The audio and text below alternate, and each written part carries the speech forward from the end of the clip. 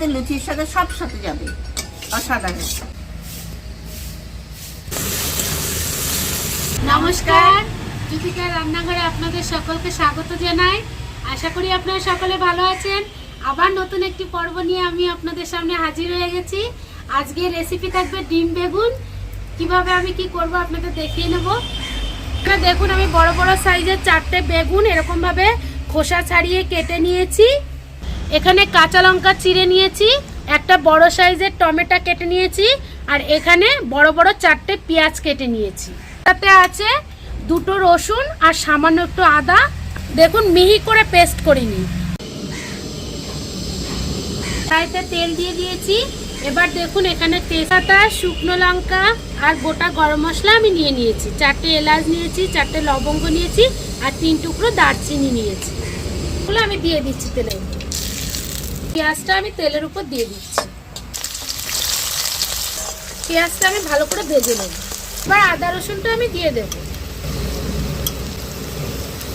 কাঁচা লঙ্কাটাও দিয়ে দেব।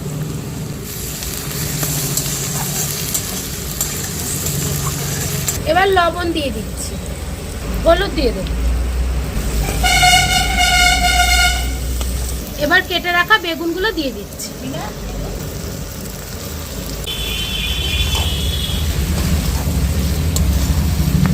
এবার আমি ঢাকা দিয়ে দেবো। এবার ঢাকনাটা তুলব। দেখুন কি সুন্দর মজে গেছে বেগুনটা। টমেটোটা আমি আগে দিইনি, এখন দেব।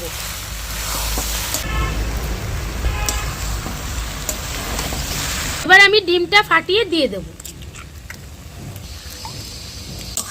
বেগুনের সাথে ডিমটা খুব সুন্দর করে ঘেটে নেব।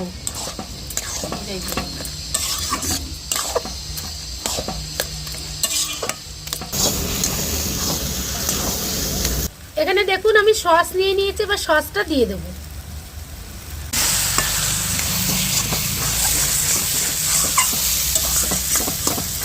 কচুর শাক আমরা যেরকম নাড়তেই থাকি, এটাও কিন্তু নাড়তে হবে খুব ভালো করে।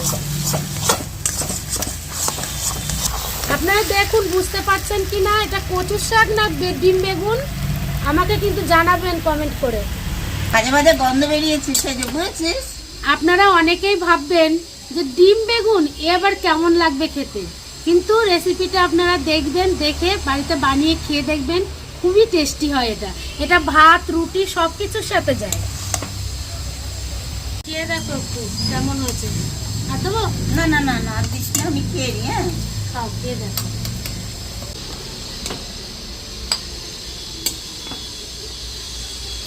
আহা, কচুর শাক খাচ্ছেন না ডিম বেগুন খাচ্ছেন, এটা মানুষে ধরতে পারবে না, না জানে খেলে। সাথে লুচির সাথে সব সাথে যাবে, অসাধারণ। খা একটু। আমি তো খেলাম, অসাধারণ হয়েছে। আমি একটু খেয়ে দেখি কেমন হয়েছে। খুবই সুন্দর হয়েছে। আপনারা তো দেখলেন কিভাবে বানালাম সম্পূর্ণ রেসিপিটা। আরো নতুন নতুন ভিডিও পাওয়ার জন্য আমার চ্যানেলটিকে ফলো করে রাখবেন। আপনারা সকলে ভালো থাকবেন, সুস্থ থাকবেন, সাবধানে থাকবেন। নমস্কার।